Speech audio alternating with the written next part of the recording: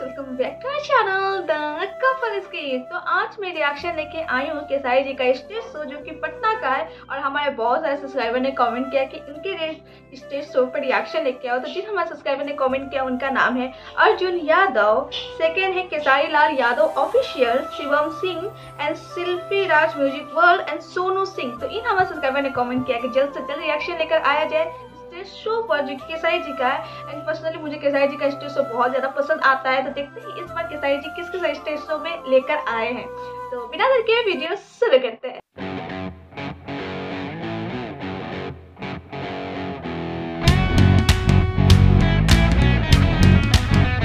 हैं और पटना से हैं, ये मिस बिहार भी रह चुकी हैं। इनका शौक था तो मैं बोला कि ठीक है भाई, अगर इस लाइन में आना होगा तो ही बाबू आप करिएगा, अदरवाइज मत करिएगा, क्योंकि बाद में चल के लोग कहे कि ना हीरोइन से भी आके करी, शादी ब्याह में बड़ा प्रॉब्लम होके लगे भाई। और आप हमारी पटना की हो, इसीलिए हमारे लिए एक गर्मावित भी है कि आप बेहतर करोगे जीवन में। तो हमारी शुभकामना हमेशा, और हमारी जहाँ भी जरूरत होगी हम आपके साथ हैं, और हमारी लाइन में अगर जरूरत होगी तो हमेशा आपका मदद करूंगा मैं, क्योंकि मुझे सबसे ज्यादा खुशी होगी कि हमारे यहाँ की बच्ची इतनी बड़ी हो जाए और एक बड़े लेवल पे काम करे।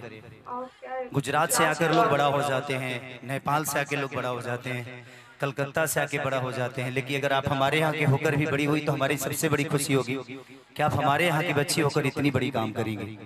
बजादा होगा ना, बजादा।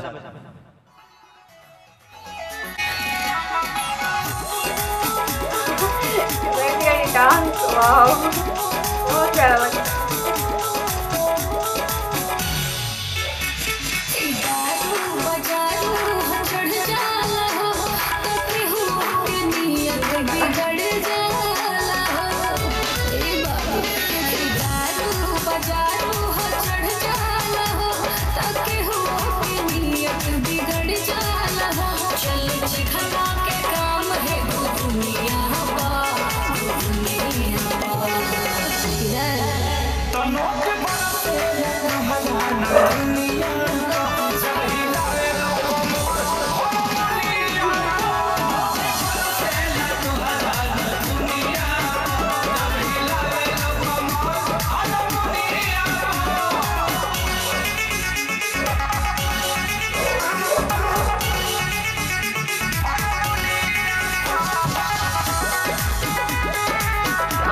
हम मूव करते हैं।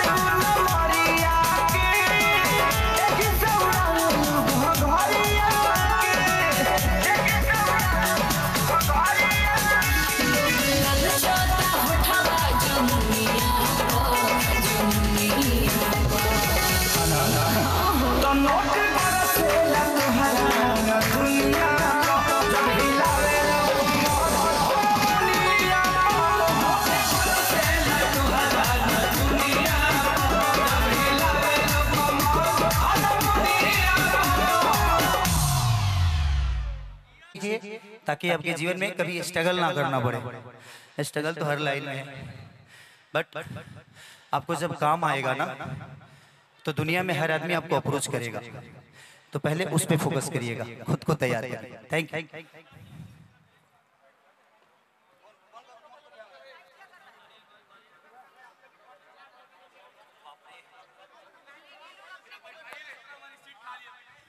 भैया बुला लीजिए, सबको अंदर बुला लीजिए।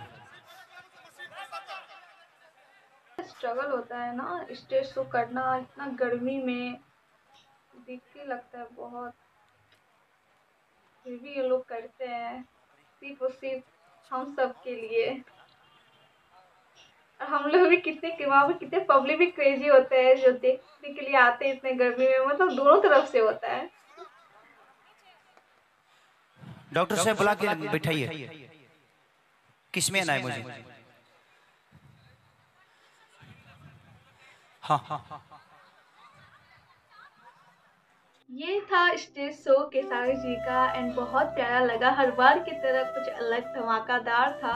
एंड केसारी जी का लुक जिससे नज़र हटती नहीं है उनसे, ऊपर से जब वो डांस करते हैं अनमिस बिहार, और वो इतने प्यार से उनको समझा रहे थे कि हाँ अगर आना है इंडस्ट्री में तो सोच समझ के आना, क्योंकि सारे लोग इतने ऑनेस्ट नहीं होते हैं, जिनको मतलब इतने ऑनेस्टली वो सारे उनको समझाना हो, सारी चीज बताना हो, मतलब इतने प्यारे, मतलब वो दिल के कितने अच्छे इनसे पता चलता है। तो बहुत प्यारा लगा ये वीडियो, आई होप आपको भी अच्छा लगा हो ये वाला वीडियो। आई मीन स्टेज शो। तो मिलते हैं आप लोगों से नेक्स्ट वीडियो में। और हाँ, अगर आप लोग चाहते हो कि आपके किसी वीडियो पे मैं रिएक्शन दूं तो आप लोग कमेंट सेक्शन में बता देना।